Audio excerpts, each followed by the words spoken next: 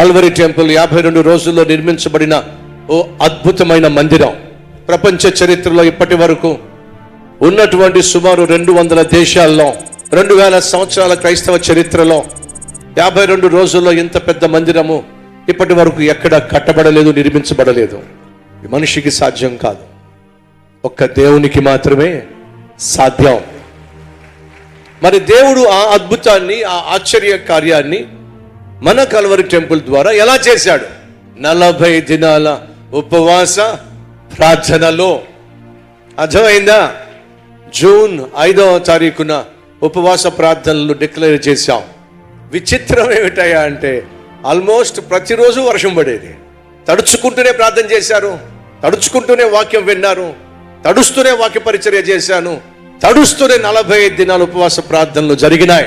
First 40 days అయిపోయింది. Next 40 days ఉపవాస ప్రార్థనలో కూడా అనేక వందల మంది, వేల మంది పాల్పంచుకున్నారు. మళ్ళా 40 దినాల ఉపవాస ప్రార్థనలు చేశాం. ఫలితంగా 120 రోజులు ఉపవాస ప్రార్థనలు జరిగినటువంటి స్థలం ఇది. ఇంత అద్భుతమైన పరిచర్య ఎలా సాధ్యమైందయ్యా అంటే ఈ పరిచర్య ఉపవాసాలతో ప్రారంభమైంది, ఉపవాస ప్రార్థనతో ప్రారంభమైంది. ఒకరోజు ఉపవాస ప్రార్థన కాదు, 10 రోజులు కాదు, 21 రోజులు కాదు, 40 రోజులు కాదు. ఈ అద్భుతమైన మందిర నిర్మాణము ఎలా సాధ్యమైందయ్యా అంటే 120 రోజులు ఉపవాసం ఉండి చేసిన ప్రార్థన ఫలితమే ఈ అద్భుతమైనటువంటి మందిర నిర్మాణం.